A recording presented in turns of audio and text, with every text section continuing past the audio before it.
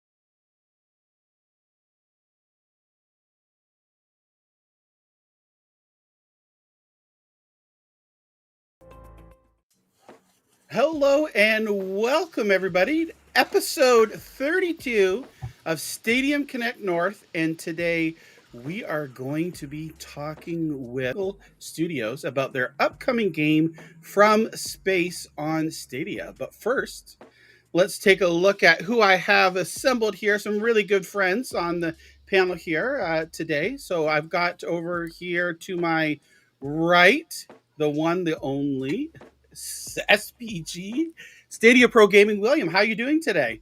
Doing great, man. Very excited for the interview, man. Love the artwork of this game. You'll be seeing it in a minute. It's fantastic. Yeah, I totally love your background there as well. Totally in theme and in vibe with that, so it's great. And below William here, we've got another good friend here, Rock. How are you, Rock? Oh man, I'm absolutely buzzing. This is going to be such a superb show. I've even brought Jurassic with me. Look at that. Oh, there we go. I was actually in the original before they built the park. I was. Oh my gosh. And below me, we saved the best for last. No. Ray3473, the gaming cyborg. How are you doing, my friend? Man, first of all, I love that intro. Oh my God. Love that intro. Rock did a fantastic job on that. Thank you. And thank you for having me back on Stadium Connect. This is my second time on the show. And I love this show. Love what you guys do here. Yeah, awesome. Absolutely. Well, unfortunately today for this episode, NinjaGuy X wasn't able to make it due to some other commitments here, but I hear that he's going to try and see possibly stop by in the chat here. So really looking forward to that. Oh yeah, he is. You know, I'm already missing it already. I feel lost. Like Rock, like it's role reversal on the Rock show. Usually you're up here in the top left hand corner. No, tonight you're wearing the dress. Yeah. Alrighty, so let's get into what we are all here for. Let's bring in our good friend here, Remco. Hello, my friend. How are you? Hi, guys. Good afternoon. Thanks for having me, and also thanks for moving up your regular schedule. Right, you usually have these at a slightly different time, I suppose. Yeah, well, you know, we want to be accommodating because, you know, we value your time. We understand that you're very busy. And of course, you're a different time zone. So for me, you're 6 hours ahead for, I think, with Rock, who's in the UK. So you're about an hour ahead of him. Ray, you're 9 hours ahead. And William, 7 hours ahead, right? Yeah. So we're all the different time. Yeah, from all over here. But again, thank you so much for coming on the show today, talking to the Stadia community about From Space, because we are super, super excited for this game. Thanks for having me. Oh, definitely. Okay, so let's get in right to the questions here. So before we start talking about From Space, can you maybe introduce yourself for those who, maybe don't know you, and tell us a little bit For about sure. yourself and Triangle Studios? Yeah, absolutely. Let me give you the slightly longer version. So my name's Remco. I'm the founder and CEO at Triangle Studios. We're a company in the Netherlands, and we're with about 20 people right now. We are what I call myself a multi-platform developer. So we build games most often with the Unity engine. We build games for PC streaming platforms, but also consoles. So we build PlayStation, Xbox, Nintendo Switch. Like we got a little bit of everything, and it's something that we've become very good at in over the years. We've been in business for quite a while. Actually, started in my second year of college with two good friends of mine. This was in a year where where the college that I went to started a course in video games, and immediately I wanted to jump in. I wanted to do my own thing, which was very foolish because what I should have done is play along with the other students and just build mods in Unreal Tournament. That was what the course was about back then. But I wanted to build games for Nintendo platforms. Was a big Nintendo gamer back then. Still am right now, but maybe a little bit bigger back then. So we wanted to build a Game Boy Advance game, which if you know anything about creating video games, like Game Boy Advance and older platforms are super hardcore. They're very limited on resources. You have to build your game in very particular ways. And we didn't have any dev kits, no information, so it was all homebrew stuff. And I got a team together, just people who were also in college that we didn't have a lot of time, but we just any waking hour we spent on building this Game Boy game. And then in the summer of 2004, I went to ECTS in London, which I don't even know if you guys remember that name, but this is an ancient game show. I actually went there for the very final year of it. And I went there, and because my goal was to go to Nintendo, show my game, and that would be the start of my career. So I went to the show, and it was basically dead.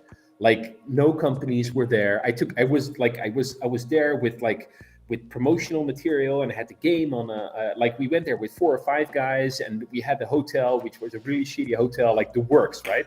That's London. We went there, dead. The entire show was dead, and it was like, yeah. Everybody went to this other show, and I think it was something like Game Stars or something. I don't know. Like it was also in London. So the next day we went to this other show, and there was a Nintendo booth. So I knocked on the door. A guy came out. I of course didn't have an appointment.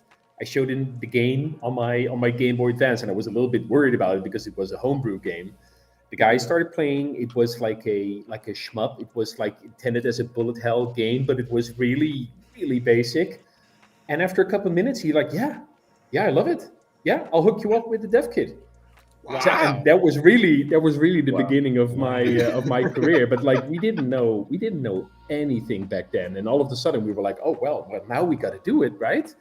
So throughout college, we basically focused anything on building games, and we went from building games on Game Boy to Nintendo DS to mobile phones to PC and consoles, and now we've been in business for this summer 16 years, so quite a long time. We've been around. We've done so many different things, but I think we after a long time we really found what we were supposed to do is build specific kinds of games that are multiplayer games that you can enjoy with your kids as well as with your friends, and that's what we're building right now. That's From Space.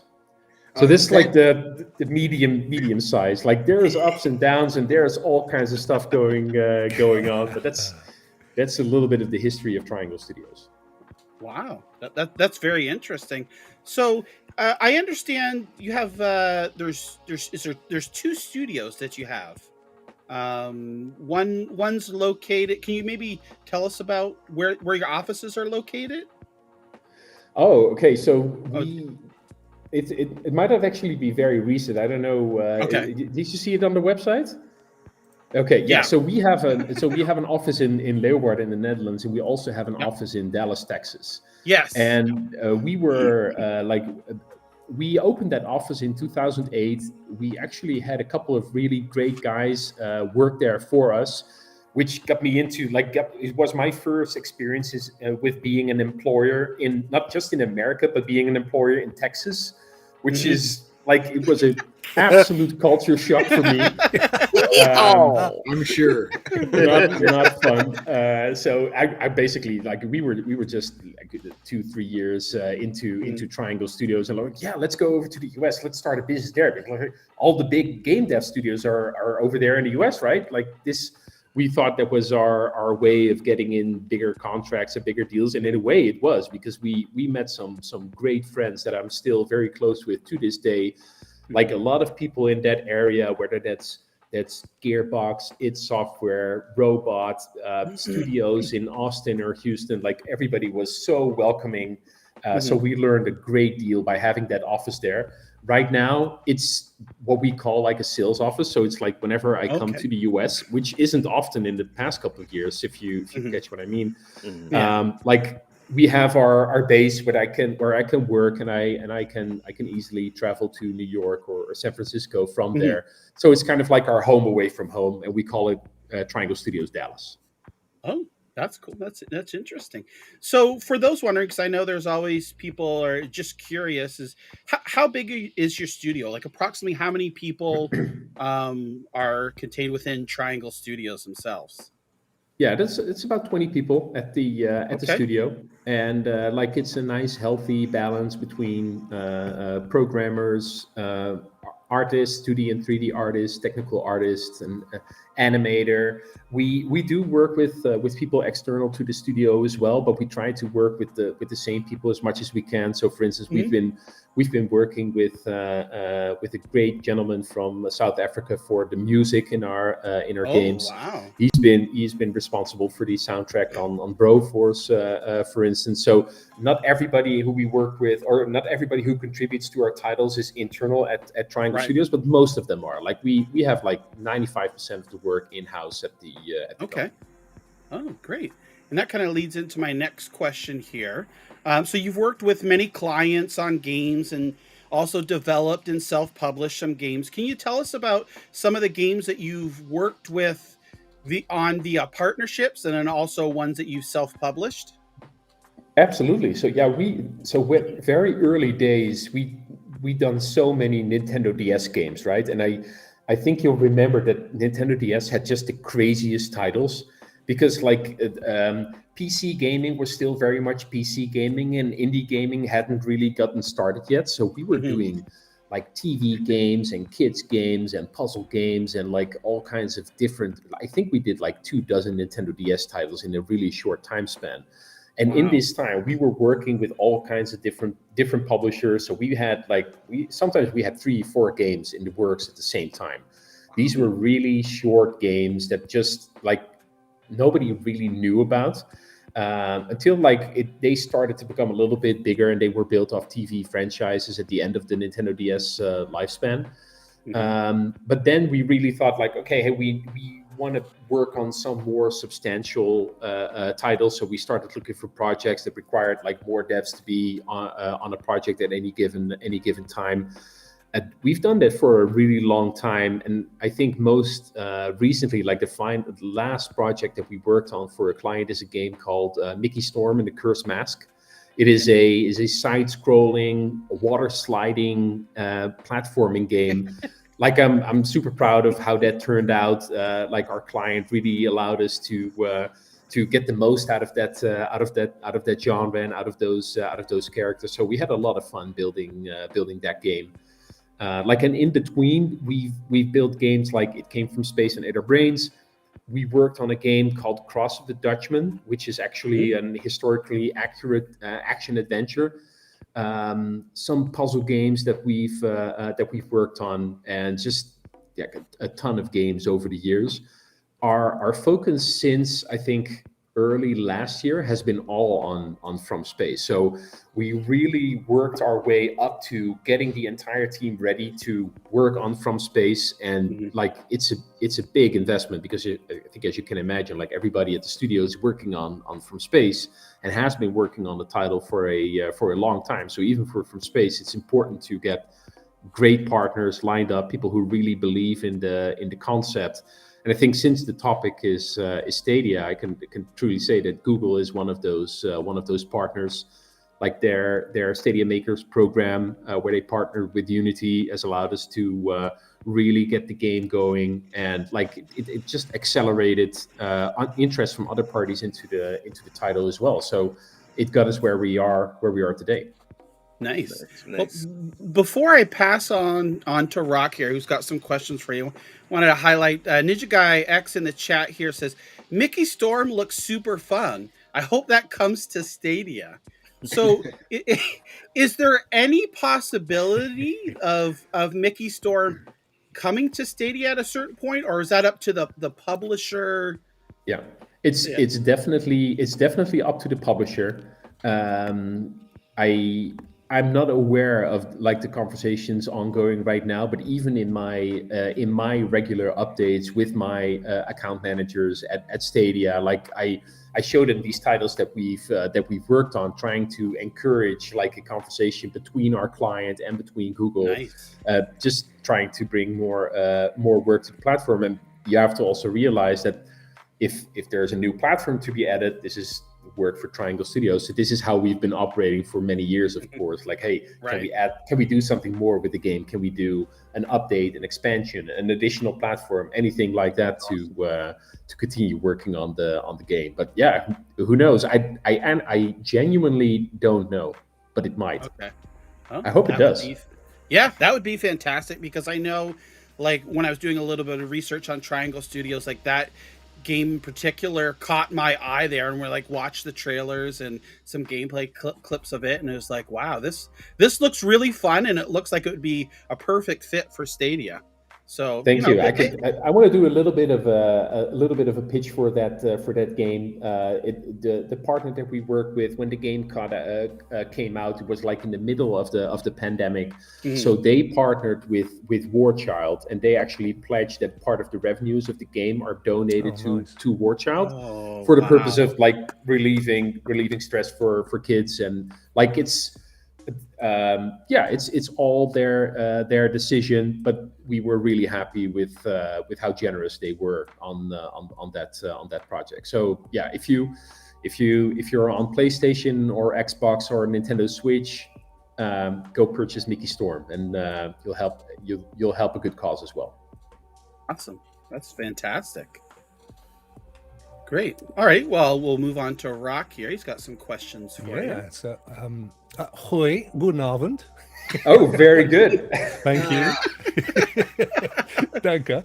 So Remco, we're here to talk about From Space, and I know the first that I heard of it, and I think most of the people in the community, was with the demo, which we saw. I think it was back in the middle of September when Stadia released some information. They released the demo on This Week on Stadia blog. We'd already played, obviously it came from outer space, but this blew my mind. It's such good fun. I don't know, I know a load of people in the community played this over and over and over because it's just such a great game. And I was saying to you just before we came online here that playing this game, I had this hankering for those little strawberry flavored Haribo marshmallow sweets. I just couldn't get enough of this. It's absolutely superb. So, the obvious is that it's a multiplayer version of the earlier game. But where did the whole concept of From Space come from? I mean, what's the kind of background on the story? Yeah, so the honest answer is that a while ago, I think this is 2013, we were alongside our commercial projects, we were doing game jams at Triangle Studios, because like sometimes the topic of these commercial projects, they aren't to everybody's liking. It's like we try to make the most of it, but if the client wants like a match 3 puzzle game, and you're like you're a multiplayer gamer yourself. You like games like Battlefield, or you like games like that. Building a match-3 game is not something that you get like a lot out from as being part of that team. So we regularly had game jams where we're like, okay, let's do something crazy in a short amount of time and see what we can come up with. And it came from Space, and Ada Brains actually got started as a game jam title. So it was built as a first prototype in, I think, just a week's time or just a couple days' time. And everybody felt so strong about the prototype that it kind of evolved into its own separate Steam game, which then a few years later got a major upgrade and got converted to consoles as well. And I think that we kind of, like, the ball kept rolling and the ball kept getting bigger and bigger. And even when it came from Space and Ada Brains was completely done, we felt like at the end of that, we actually had a contest at the studio where we were challenging anyone on the team to come up with like a new game concept. And at the end of that, we had 20 new game concepts that were all really cool and really creative. And we felt like there's so much more that we can do with this format, with these creatures. We should reinvent it. So it came from Space and Ada Brains. We kept that as its own separate arcade title. Yes, we added a campaign mode, but to us, it's very much still an arcade game. And we felt like in order to give more substance to it, in order to make it a more complete experience, why not build something completely new with like our latest experience? And this is really where From Space originated from. So I think back in December 2019 is where we actually built our first internal prototype for the game, which was, like, from a visual perspective, it was already really good. And we took that prototype with us to PAX East in Boston. And this was actually the very, very last show before everything got shut down for the pandemic. And at that show is where I met the guys at my contact at Google for Stadia. Like, we played the original. It came from Space and Ada Brains that was at the show there. I showed him the prototype. We shared the prototype after. Like, I was meant to go to GDC in San Francisco like 2 weeks after PAX East, but that never happened because Trump closed the borders back then for all European travelers. So everybody was just in actual lockdown. But this is where the ball really got going. Yeah, that's amazing. And the thing as well that I really love, Remco, is there's a real IP merch opportunity with these characters. I could so see them as cuddly, stuffed animals and T-shirts. Oh yes. And the little mugs and stuff. I mean, have you guys thought about extending into that kind of realm? Absolutely. You have to realize, just as a small developer, it's just all about getting the game where it needs to be. And like, if we get enough people liking the game, if we get enough people playing the game, then we know that stuff like that will hopefully follow shortly after. Like, you can come up with some cool ideas for that, but it's just very difficult to do that on your own. You need really strong partners to do that. And even a while ago, we tried something on Kickstarter, and I think a lot of projects on Kickstarter got criticized for this by basically saying, we will send you merch and T-shirts, and we send you X, Y, and Z and everything. And it's like, and people weren't considering like production costs and shipping costs and all those timelines. And like, that already got us to a point where, like, hey, let's just focus on the game. Like, T-shirts and hats and all that kind of good stuff. Like, it will hopefully come after. But just a bag of strawberry-flavored marshmallow sweets, I'll be happy. I'll promise you, they look a lot more fluffy and squishy in the latest version of the game. So you'll be craving more sweets. Can you just, for those that haven't played the demo or maybe haven't played the original game, can you kind of give us an overview of gameplay and what the game's about? Yeah, absolutely. So From Space at its core is a cooperative shooter. It's all about the action and a little bit about cooperating with your friends, but also shouting at your friends. Like, that's a big part of it. So in From Space, you play as a squad of specialists whose objective is to save the planet from an alien species who have actually landed on Earth in pursuit of a cloud of energy crystals. like these crystals are spread out all over the crash sites. Aliens are trying to harvest them. But the humans have also figured out that you can actually harvest this energy for yourself and build some really cool weapons out of them. So there's this challenge going on, like the military hasn't been successful, and it's basically up to our specialists to save the day and save the planet. So yeah, it's a top-down shooter. I think the demo is played exclusively as a twin-stick shooter, but we really try to think about accessibility. So like in our version, you can also play it with one stick. We're trying to accommodate to like all kinds of like people, young and old and skilled, or maybe new to the genre. So we don't want it to be too we don't want to seem too much like a hardcore game. It's not a hardcore game in my opinion. I have a 6-year-old daughter who loves playing this game with me, and like she just puts it on auto aim. She just puts it on help me out, and like it's great if you're able to really enjoy a game for what it is. I know that there's. Sorry, Renko. No, I just wanted to mention, like, there's games right now that really reward you for killing the hardest bosses that are there and really make it rewarding in that way. From Space is more about enjoying it with a broader group of people. Yeah. It's not about being intimidating in its controls or difficulty, but like we do want to give you a little bit of a challenge, and as long as you're having fun killing those aliens. We kind of feel, I mean, we also do a show on, in fact, tomorrow, which is largely, it's a Stadia show. But, this is, for us, this is the kind of perfect Stadia game. It's, it's almost, it's not a casual game, but it kind of is. If you just want to jump in and have a few minutes play, you don't have to get used to massively complicated game rules or mechanics or controls, but you get a satisfying experience every time you jump in and play, and that's kind of what we've always felt makes the ideal Stadia game. Mm-hmm. Yeah, I kind of agree. I think that like when I discovered Stadia as a gamer, I felt like those pick up and play titles were definitely my go-tos for the platform. I know that there's deeper experiences, and I know that you could play like 100-hour RPG if you want, just as easy. But I think I played a ton of Human Fall Flat on Stadia, and like I could have played that probably on any platform, but somehow Stadia was like the go-to platform for me for that title. And also like I know my parents, they don't have a game console at the house, but we take the kids there. I take the Stadia controller.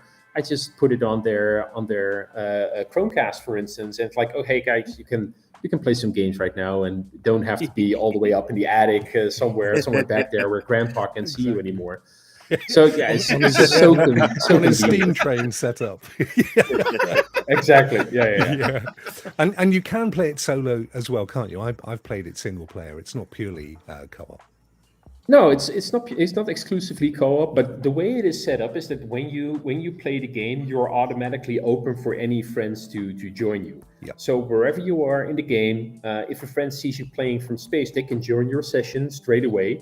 And that's how it's intended, right? If you do want to play exclusively by yourself, you can just lock your session and just play by yourself. But it's not like we have separate achievements for doing anything on your own, for instance. It's meant to be a group experience. Sure. And so the game also scales dynamically in difficulty. So as soon as you add a person to the game, the aliens get stronger. Like you have to put in a little bit more effort in killing them, and that scales all the way up from 1 to 4 players. And especially with 4 players, we try to give it like that really, because we know if you have 4 humans controlling characters, this happens way back, like in games with Halo as well, right? If you play with one friend on legendary difficulty, like you're having a lot of trouble killing those enemies.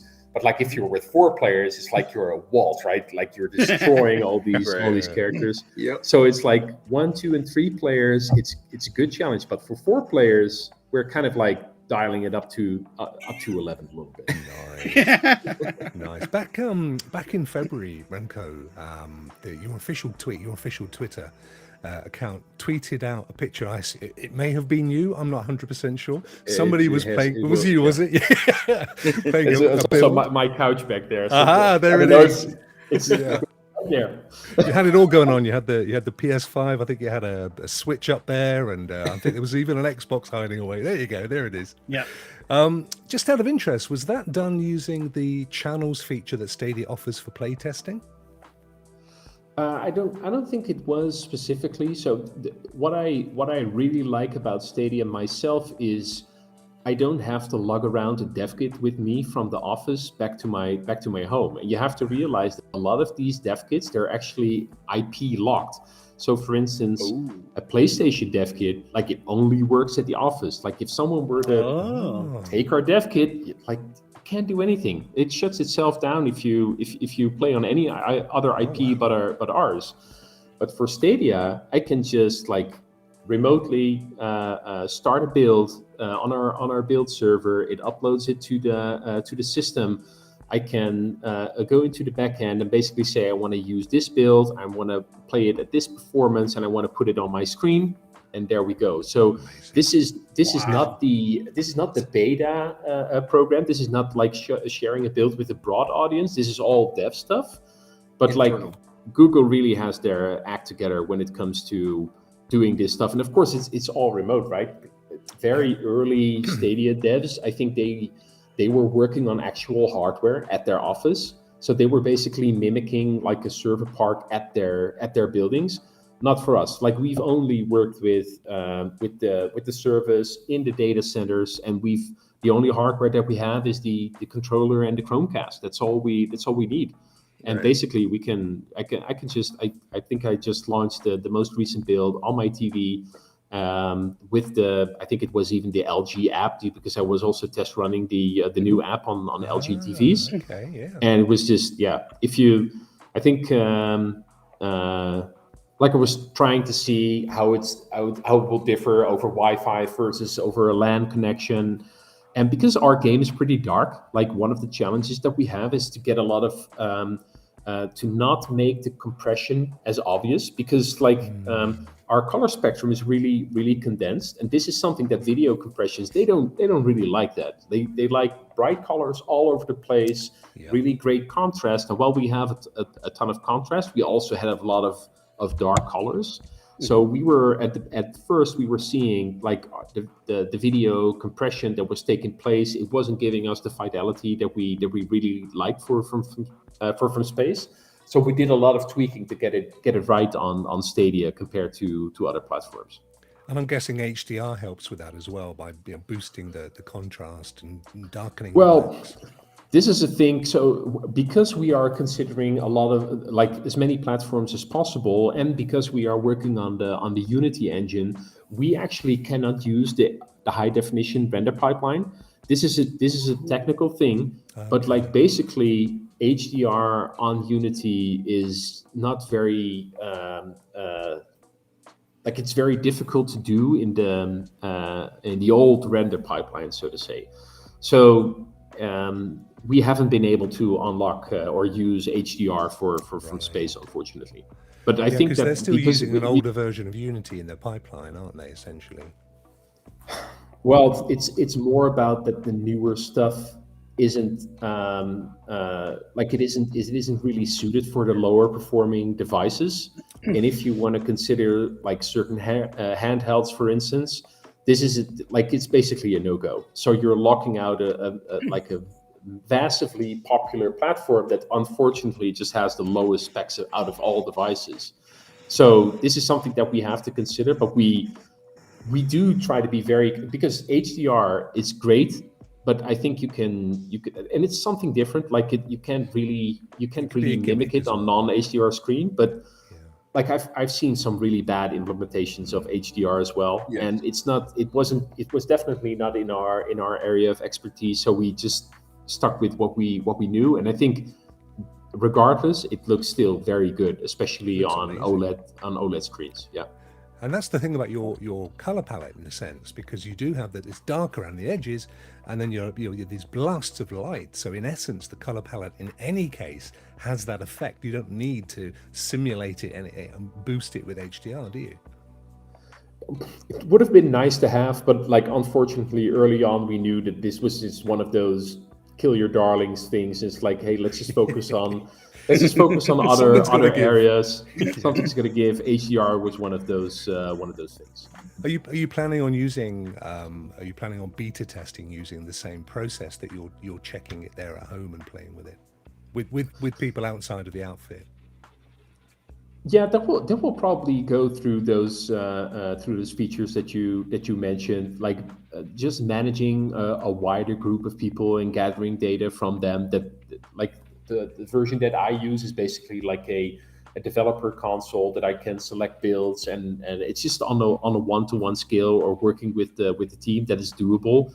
But as soon as you are like, I want to open this up to like 100, 200, 500 people, then you really need a different system to distribute, turn the builds on and off, and to be honest, like I'm pretty platform agnostic, but like Steam has a great way for doing that. It really allows you to scale and to measure those experiences really well. Although I think we also are going to lump in Stadia for that, because the game is like it has all different settings on Stadia, and we need to make sure that it performs well on Stadia equally to PC gamers. Oh, that's fantastic. Remco, I'm going to hand you over to my good friend Ray, who's got some questions bursting to ask you. Thank you for all of those. Yeah. Of course, yeah. Thank you, Remco. First of all, I love your game designs. I'm a huge fan of It Came from Outer Space and Ate Our Brains. I love that game. It's nothing like shooting a rapid gun at waves and waves of cute aliens charging you. So thank you for that. And also, I can't wait for From Space. The question I want to ask you is, recently, the demo From Space was removed from the Stadia store and Steam store, along with the achievements for the demo. Can you tell us what it was removed? Why it was removed? So so we had our plans to basically sunset the demo on the platform. And the first question that I asked my account management is, will the people still have their achievements? And they're like, unfortunately, no. This is not doable for us. So I'm very much aware that people love their achievements, and actually, the fact that the demo had achievements was just was an experiment for us, because we were building From Space as a multi-platform game, and that means trying to hook up all the services, achievements being one of them. So having achievements on Steam and Stadia was already a test for us to make sure that everything was working well across platforms. So that's just in regard to the achievements. Sorry that they're missing from your profile right now. I think there were also people mentioning that they were still missing achievements, so maybe they are more happy that their profile is now more complete again. Oh man! So yeah, so the reason for basically disabling the demo is that the entire demo came to be as part of the Steam Next Fest in the summer of last year. We early on in the year decided to make a big push for having a demo in the summer to basically try and get as much buzz around the game as possible. But we also knew that from that demo, we would have several more months of working on like the visuals and the mechanics and all kinds of good stuff. That now, when I look at the state of the game as it is right now, it's vastly different from the demo, in my opinion. Like fundamentally, it's still the same game, but like the aliens look different. The characters had a complete overhaul. We had so many more cool weapon effects. Like there's way more color to the world. So very soon we will be starting to prepare for a big announcement around the game. And we felt like the demo has really served its purpose, but if we reveal new visuals, new videos, and anything about the game, having the demo still there is not helping us out, because people are seeing the screenshots, they're checking out the demo maybe, but they're not getting the experience, and they're not getting seeing the visuals that we'd like them to see. So we thought about how can we update the demo, but basically, like, when we finished the demo, this was when we continued. Like, this is where we left what we had, and this is where all of the entire rest of the project, it continued to evolve. So updating the demo from where it was back then to where we are right now would be its own separate project. It would be a whole lot of work, and we basically felt like, let's just continue. Like, we have to really pick what we want to focus on, and updating the demo to the latest visuals. It's not something that we chose. And also, this is also a little bit of a business decision. Like, as a developer, you have to be wary about satisfying the appetite. I don't know if you're familiar with this, but if a demo, or if a trial, or if something in a game satisfies your need for it within like an hour or 2 hours, like, people will refund the game, people will lose interest in the project, because they'll basically say, okay, I've seen it, I've done it, I think it was fun, but that's all I needed from that game. And while we felt like the demo gave you a good sample, it didn't show you like any player progression. It didn't show you too much of the story. It didn't show you like what we're planning for the world, or the characters in it. So we feel that there's still a lot more in from space for you to experience, that if we put it in another demo, we might run the risk of then satisfying the audience and basically saying, hey, we are shooting ourselves in the foot, because now people aren't considering a purchase anymore, because they're like, well, I tried the first demo, the second demo, what more is there for me to experience? So this is also something that a demo is a great thing to have, but it's also a double-edged sword. I think one more comment in regards to the demo. What really made us decide to push for a demo on Stadia is because at the time, I think there was only one demo. I think just a Ubisoft game had a demo on there. So we felt like we were having such a difficulty getting eyeballs to our title on Steam. Like, during Next Fest, I think that Next Fest, over 1,000 new demos were released, and some did really good. And I think like the numbers from space were also pretty good, but like, because we weren't able to tick that trending KPI, like really get a ton of people onto the game, people were basically like, okay, the game is out there, but we're not drawing enough eyeballs to it. Whereas on Stadia, we knew that there is a very healthy audience basically willing to check out anything that launches on the platform. And if there's only one demo, then we're the other half of all the demo offerings on the platform. Exactly. I think we're going to get a lot of people. And I think right now, whether that's on our Discord or on our Twitter, or people following us, there is a lot of people from that Stadia community. And the fun thing is that a lot of people is just very supportive. So I'm happy to have all those people. Excellent. I'm going to give you the second part of the question. You pretty much kind of talked about it, but I'm going to ask, can you elaborate on what changes the game has undergone that the demo no longer represents the final product in terms of gameplay and graphics? Okay, so in terms of visuals, there have been a ton of changes, like from small things like being able to better see your character against the background of the world is something that made a huge difference for us. Even when you were playing the video of the demo just now, I now really see how difficult it is to see your character sometimes. And even though the aliens are pink, they also kind of blend into the game. So we did a ton of small changes that really just an additional outline, a little touch here, a little touch there, that just made everything a lot more easy to process visually as a player. On the other hand, the performance of the game also continued to evolve. So we're getting more frames a second, we're getting higher resolutions, and just overall visual performance was just majorly improved between that time. In terms of gameplay, like the majority of the game was actually built after we completed the demo. So as I mentioned, like we didn't have any player progression. We didn't have any, like we now have all kinds of different characters with different character traits, a ton of different items and weapons to play with, and also just like that that thread that starts at the beginning and ends at the end and ties the entire world together. That's something that we've crafted over the past couple of months. So like, I think maybe 80% of what the game now is came together after we completed the demo. Excellent. Thanks for answering that. And then my last question to you. While developing from space, have you learned anything new as compared to it came from space in 8-hour brains when it comes to developing games for Stadia? Yeah, well, this is the cool thing about Stadia and like the development tools that Google's is evolving is that it's making rapid changes. We are seeing new tools. We're seeing big improvements there to the stuff that we can use. New features are being rolled out to developers, and we are there to experience it.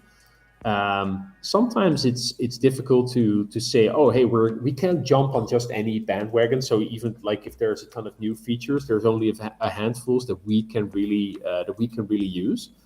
But yeah, I think a ton has actually changed, and also this is more boring business stuff. But like if you build a game, there's always the part of getting your game out on the platform. So this is like the images that you see on the store, the descriptions, the pricing, the regions, the age ratings, all that kind of stuff. A ton of time goes into all of that, and like Google has made some major steps in that regard, making our lives a lot easier. So I'm really happy about that stuff. But it's all stuff that you guys never get to see. You Right. never be happy about it because it's all business stuff. But yeah, there's a ton of changes all the time, and it's great. Yeah, absolutely. And then one more comment. Can you comment on the resolution and frame rate from space, and how will it run on Stadia? Yeah, so this is actually this is one of the questions that I'm happy that I read it before the meeting, and I asked my tech art on the team about it, and basically he mentioned, and I'm going to quickly alt tab to Discord because I don't want to make any mistakes here. So we're can you still see me, by the way? I'm just Yep. switched Yep. over. Okay, Yep. good. Yep, we see you. So we're going to have 3 different modes on Stadia, and this is still evolving. But we're going to have favor graphics, favor resolution, and favor performance. Now, Nice. favor graphics, it runs at a 1080p. Favor resolution runs at a 2160p, and at the moment, favor performance runs at a 720p. But that is a still evolving thing. We're trying to find the sweet spot of where that needs to be. Oh wow. We are trying to target 60 frames in as many of those modes as possible. But with game development, you have to realize, especially in a smaller team, like even now we can have builds that are like, oh man, we're taking a massive hit on frame rate, and things might look broken sometimes. Like it takes just a lot of time to really dial it in. And yeah, we will take all the time that we have leading up to the launch, trying to squeeze as many frames and pixels out of that as we can. But I hope you're happy with those numbers. What was Yes, the, I'm happy.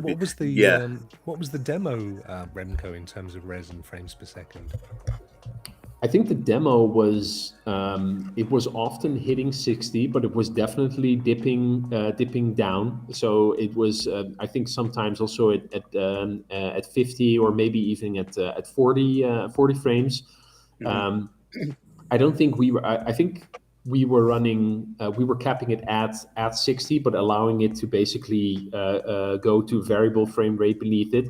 Some platforms actually say that as soon as you cannot hit the 60, you have to perform at 30, so you only have these big switches. I don't think they were as noticeable for a game like From Space, and to be honest, I think that you're going to still have a great experience at 30 frames. But like for Stadia, you want a smooth as experience as possible, so getting to that 60 frames is definitely our goal here. I thought it worked really well. I was it looked fantastic. Yeah, well, Remco, thank you so much. Top job to you and your team. I'm going to hand over it to SPG William. Thank Right you. on. Remco, thank you so much for your passion, man. And thank you for bringing more games to Google Stadia. I know the community is very excited for this title.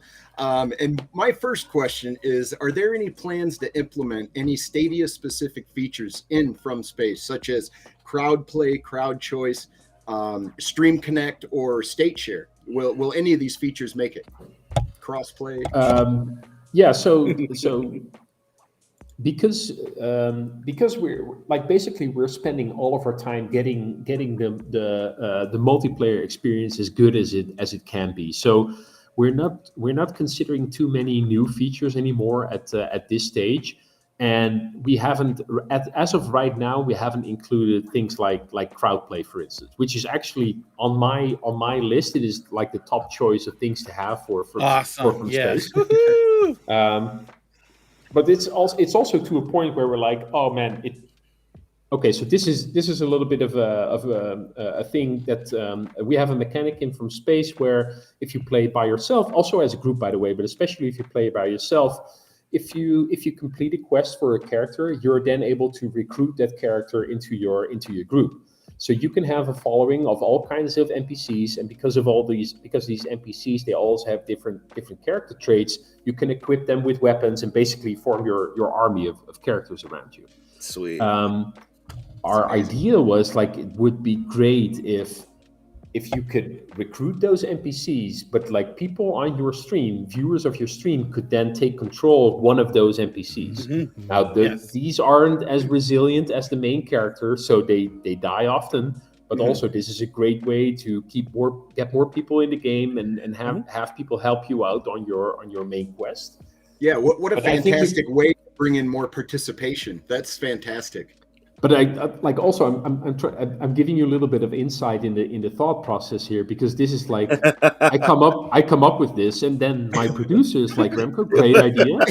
We have this huge list. Can you please shut up, because we have to do a whole lot of different things. So I'm like, okay, yeah. So I think, and to be completely honest, I think it's unlikely that we'll be able to implement this at launch.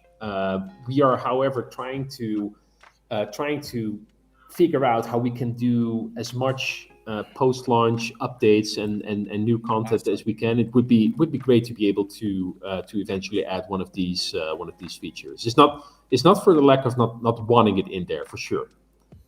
Right. So SPG, sorry, I just want to get this question here. I think this question was answered a little while ago on your Discord, Remco. But for those that may not have saw or know about it, will From Space, are you targeting to have touch controls for mobile or?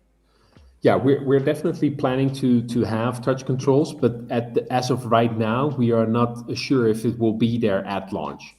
Okay. So it will at the very least be like, hey, you can hook up a controller and you can play the game through Bluetooth. Our plan is definitely to have native touch controls, and this is why we are also considering like these what we call training wheels. So doing like auto aim, maybe some auto movement or stuff like that really make sure that you can enjoy a game like this, because there's quite a bit of input that you need to do for a game like From Space. Like already considering 2 sticks, that's already pretty complicated, and then there's fire buttons, there's grenade throwing, there's item placement, there's all this kind of stuff going on.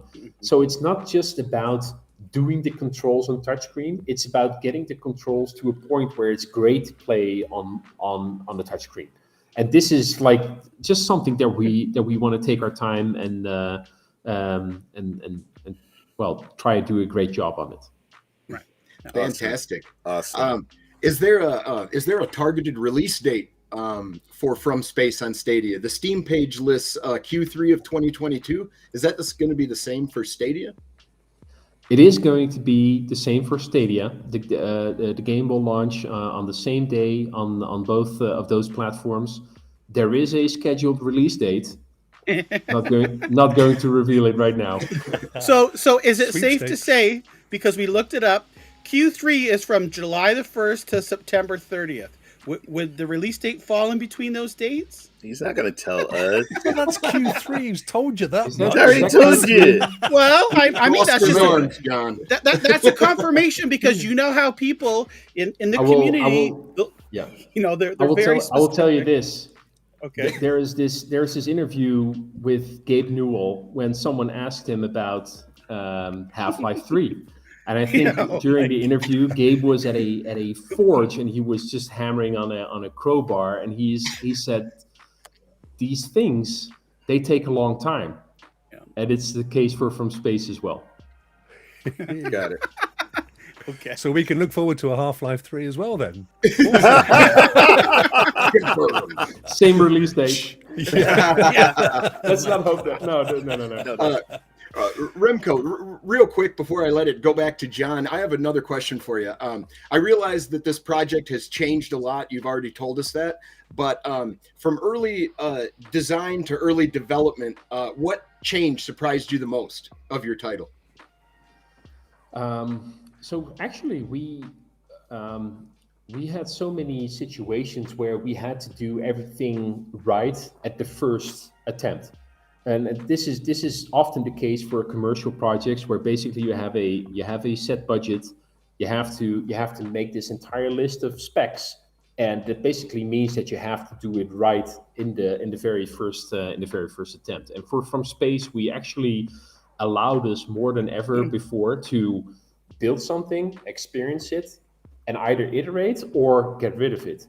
And one of the big aspects that we actually decided to cut from the game is actually the mechanic of guiding the bomb that was in the demo. We felt that it ultimately was too clunky. Too many people were confused about it. We did a survey, and that really was one of the items that stuck out. And we felt like we already spent quite a bit of time trying to get it right, and it still wasn't great. So we decided to cut it, turn it into something different, and I think the game now plays better because of it. So this is, I think, one example of I think many things that changed throughout the life cycle and are still changing. Like even if we now have play sessions, we're coming up with like, hey, this isn't like, I know we've been looking at this at a couple of weeks now, but it isn't great. We either change it or we remove it or we replace it, but we have to do something. We can't just leave it as it is. And sometimes this can be frustrating because you're talking about things that people spend a lot of time and care creating. But we feel ultimately that this is allowing us to really let the game grow to a higher level and to bring more quality. So yeah, I hope that answers your question a little bit. Absolutely. Fantastic answer. Thank you.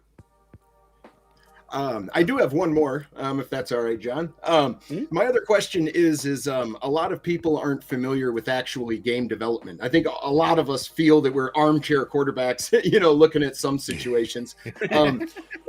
My question to you is, what is the biggest thing most people get wrong in thinking of developing or making a video game? Oh, good question.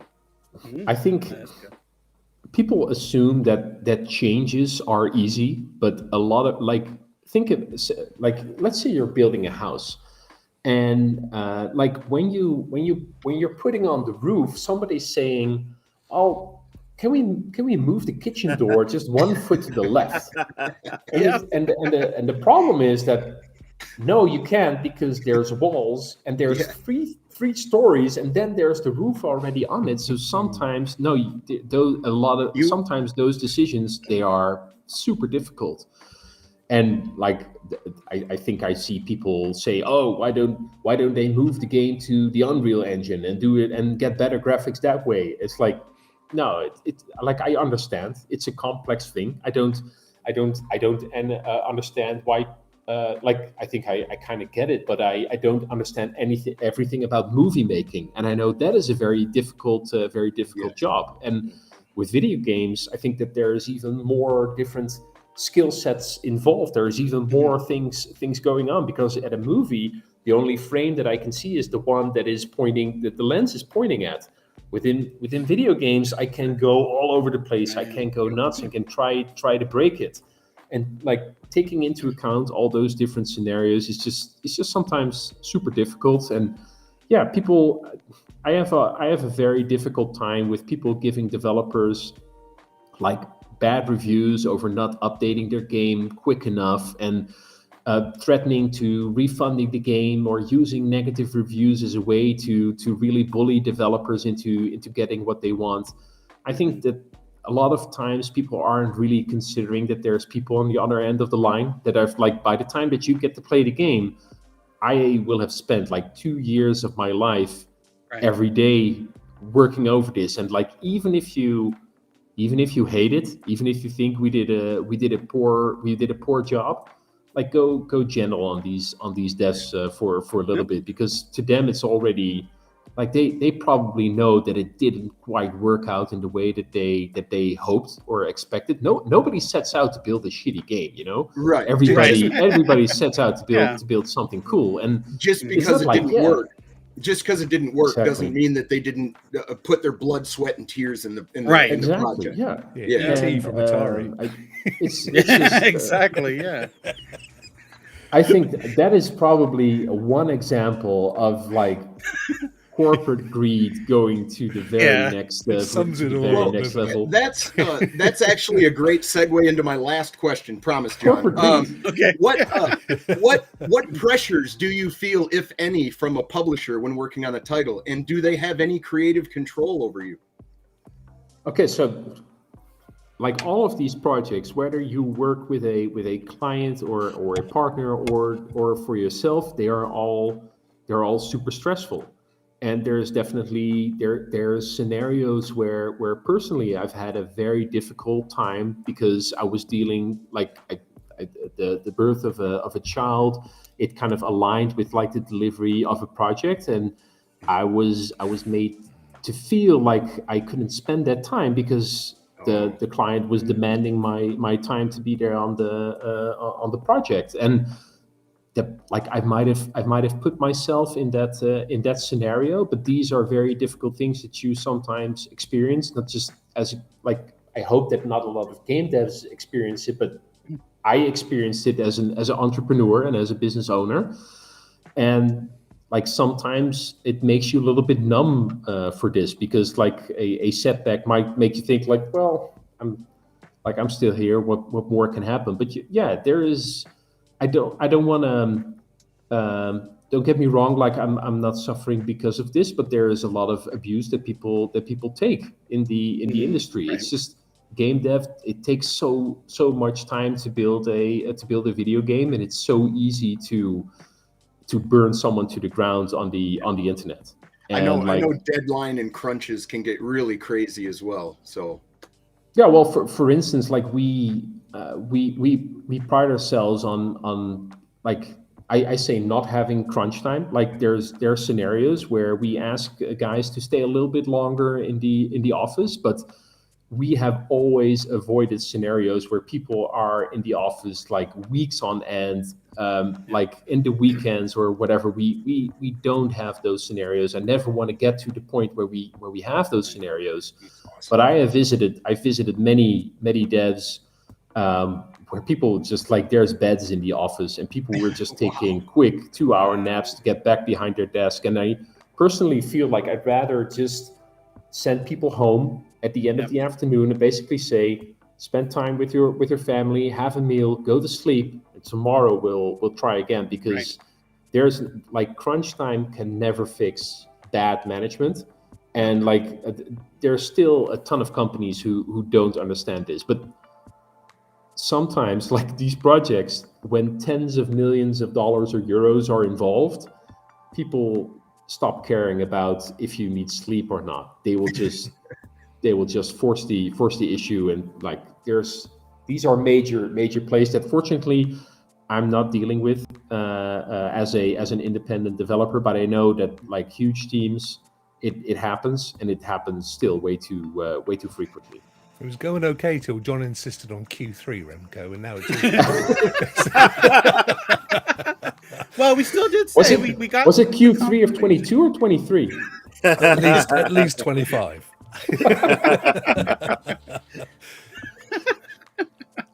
Oh my gosh. Oh, well, thank you. This has been such an amazing time to chat with you, Remco. Here, do you happen to have a few more minutes that we could take some questions from the chat? Yeah, go ahead. Absolutely. Okay. Yeah. So I know here's one question here. From space, are you targeting or will it have crossplay? We will not have crossplay. And the reason is that crossplay is a very difficult subject to manage as a small developer, and this is because, like, with especially console platforms, there is a lot of requirements that your game has to comply with in order to be allowed to publish onto a platform. And if your game has a multiplayer component, those requirements then triple. So doing crossplay as an indie dev is a huge feat. Like, if we get super successful and we get a ton of people into From Space, like, for me, that would be the time to start thinking about crossplay. But before that, and this is actually one of the reasons why we focused on friend invites, because we know you're going, for instance, we also don't have voice chat in the game. There's not, like, I can't spend my time building voice chat. It's just not feasible for me. So what we do instead is basically say, hey, people are already chatting with each other over Discord or over their friend channel. People are already able to invite each other. Let's just use all of that and focus on all of that. And we don't have to worry, like, if your friend is on Xbox and you are on Stadia, just order them a Chromecast and you can play together. Like, it's probably the easiest. Yeah, or they can play on their computer or their tablet, or You win one TV, on John's channel. We've only got to For turn up instance, every week.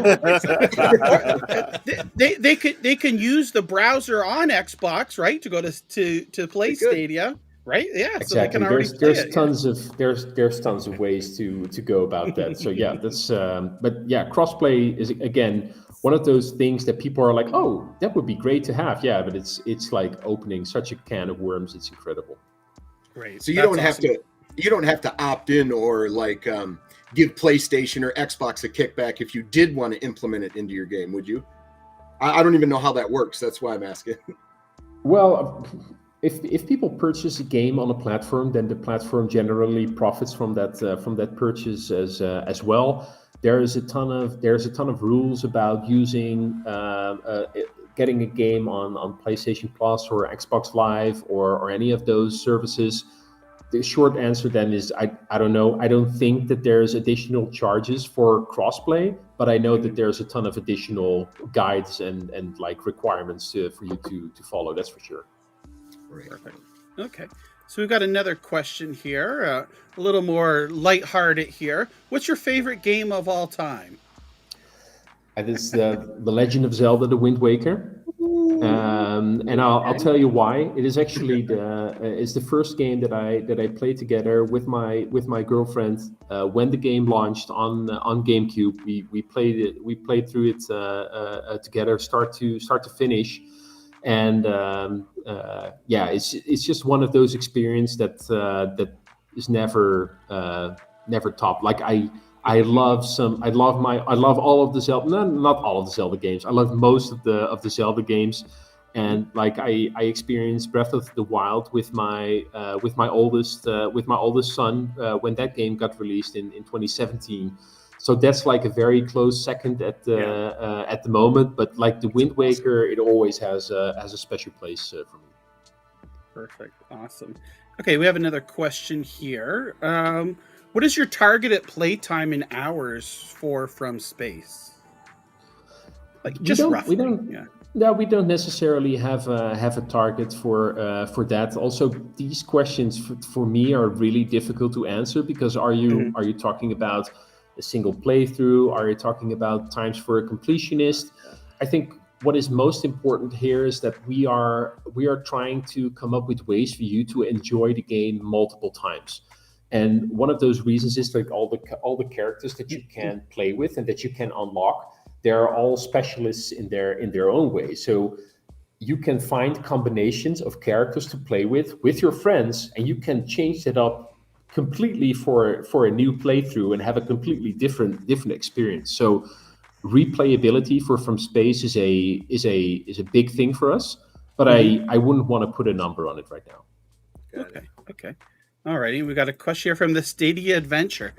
Question: is the Stadia player base impressively plumper and more colorful now? It's always a good idea to read the questions first, John. Well, I saw this one. I thought, Mark, this is why I picked this. So Marcus has this here. So is the player base impressively plumper and more colorful now than when? I know. I myself have actually gotten a little bit more plump during the pandemic. Haven't we all? Yeah. Okay, that was fun. All right. So then we'll come up. I've got one question here, and then we'll let you go here. I know you had mentioned that there will be some news about From Space coming up. Can we anticipate that within the next couple of months, possibly? Q3? Like, we're not don't say Q3. I'm not trying to tie you to a specific date and time, but just for people that are really excited about the game, just a general like anticipation. Like, could we say in the next couple of months? When is E3 happening? It ain't. Well, yeah. No E3 this year. No E3? No, I think no. we're So doing it's something online. It'll be like in Maybe. June usually. Yeah, early June. I think normally. when we start coming out with news, it will continue to come thick and fast. Okay. Hang in there for a couple more weeks. Oh, Awesome. Okay. Is it coming from Awesome. space? Yes. We'll have our very own WoW signal. I don't know if that's too much of a deep cut, but Well, I want to say thank you so much, Remco, for spending this last hour plus with us here. We know you're extremely busy, and I know we worked over the last several days to figure out a date and a time that worked best for both of us here. And thank you so much. We really do appreciate you taking this time and all the hard work that you and the team have been pouring into From Space, and it came from space and ate your brains, and everything that you're doing, and just the openness and the welcomingness to the Stadia community. We really do appreciate that. And it's just been fantastic to be able to talk to you here one-on-one and get some answers and find out about the game yourself, the studio, and that much more. So thank you so much. thank you. Yeah, and thanks for having me on. I really love these kind of these type of interviews. I really appreciate the time that you guys put into getting these questions together. Like in the meantime, if you want to help us out, give us a follow on Twitter. At From Space Game is where we'll have news around From Space. Also, you can just continue to play It Came From Space and Ada Brains on Stadia Pro. Like every session that you have there helps us out a big deal. People have been loving It Came From Space and Ada Brains on Stadia. It's been great for us, and more people playing is more people excited about From Space, hopefully. That's awesome. And the your details, Discord, website, and Twitter are in the description of the video here. So please check that out. Join the Discord. It's fun. There's always something going on and people chatting. It's a little bit quiet. It will start to ramp up soon. Yeah, for sure. But everything is soon. Sorry about that. Soon, TM. All right. Well, with that, we will say a goodbye to everybody. Again, thank you, Remco. We appreciate that. SPG, Rock, Ray, thank you so much for coming on the show here and chatting with Remco. And thank you to everybody in the chat. We look forward to speaking with you all again real soon. Take care and have a wonderful rest of the day. Thanks, guys. Great show.